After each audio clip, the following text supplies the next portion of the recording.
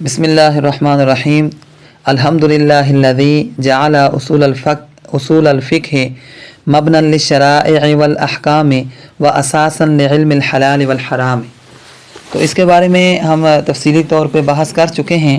بس ابھی عبارت اور ترجمے کی طرف آپ غور کریں کہ مصنف علیہ رحمہ اپنے اس کتاب کے مقدمہ میں جو انہوں نے خطبہ لکھا ہے اس کا ترجمہ ہم کرتے ہیں، آپ دیکھیں اور یاد کرنے کی کوشش کریں۔ الحمدللہ الذی جعل اصول الفقہ، تمام تعریفیں اس ذات کے لیے ہیں جس نے بنایا اصول فقہ کو مبنا للشرائع والاحکام، بنیاد شرائع اور احکام کے لیے، جس نے اصول فقہ کو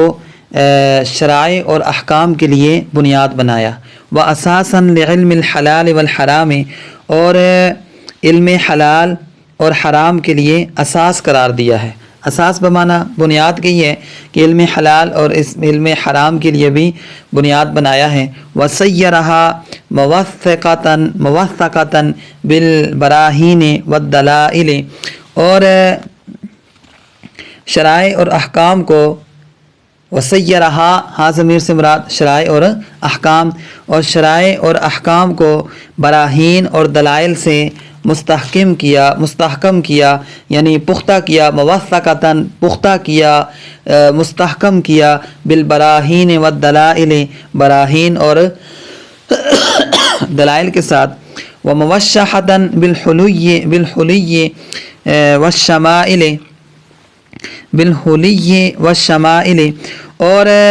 ادلہ عقلیہ و نقلیہ سے آراستہ کیا۔ موشحتاً آراستہ کیا کس کو؟ شرائع اور احکام کو، بالحلی والشمائل، بالحلی ویسے اس کا مطلب تو ہوتا ہے زیور، لیکن یہاں پہ اس سے مراد کیا ہوگا؟ اس سے مراد دلائل عقلیہ والشمائل، اور دلائل نقلیہ سے آراستہ کیا۔ والصلاة والسلام علی سیدنا محمد الذی اجری هذه الرسوم الی یوم الدین، اور درود و سلام ہو ہمارے سردار محمد صلی اللہ علیہ وآلہ وسلم پر جنہوں نے شریعت کی رسمیں قیامت تک کے لیے جاری کی، جنہوں نے اجرا جاری کی، هذه الرسوم شریعت کی رسومات کو جاری کیا، الی یوم الدین قیامت تک، تو جنہوں نے شریعت کی رسمیں قیامت تک کے لیے جاری کی، وَأَيَّدَ الْعُلَمَاءَ بِأَيْدِ الْمَتِينِ، اور علماء شریعت کو مضبوط تائید کے ساتھ قوی بنایا، وَأَيَّدَ الْعُلَمَاءَ، اور علماء کی تائید کی، ان کو قوی کیا، بِأَيْدِ الْمَتِينِ مضبوط تائید کے ساتھ، وَرَفَعَ دَرَجَاتِهِمْ فِي أَعْلَى عِلِّيِّينَ، اور جنت کے اعلیٰ درجوں میں ان کے درجات بلند کیے، ورفع اور بلند کیے، درجاتہم ان کے درجات کو، فی أعْلَى عِلِّيِّينَ جنت کے بلند درجوں میں، وشہد لہم بالفلاح والیقین، اور ان کے ایمان اور فلاح کی شہادت دی، گواہی دی، ان کی کامیابی کی اور ان کے یقین کی، ان کی کامیابی اور ان کے ایمان کی گواہی دی، وعلی آلہ واصحابہ الہادین المہتدین وتابعہم من الائمۃ المجتہدین، اور درود و سلام ہو آپ کے آل پر، آپ کے اہل بیت پر، اور آپ کے اصحاب پر، الہادین جو ہدایت دینے والے ہیں، المہتدین اور جو ہدایت پر ہیں، ہدایت یافتہ ہیں، وتابعہم اور ان کے تابعین، ان کے پیچھے پیروی کرنے والے، وتبعہم اور ان کے تبع تابعین، من الائمۃ المجتہدین ائمہ مجتہدین میں سے، ائمہ مجتہدین میں سے۔ تو یہ سارا سبق تھا جس کا میں نے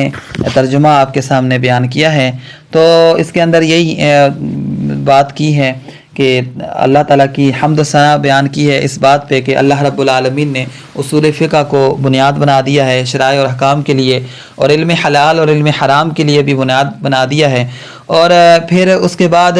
شرائع اور احکام کے جو علم ہے اس کو براہین اور دلائل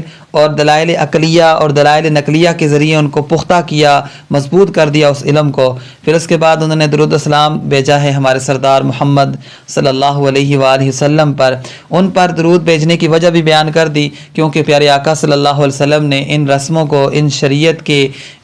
رسموں کو قیامت تک کے لیے جاری کر دیا۔ اور پھر پیارے آقا صلی اللہ علیہ وسلم نے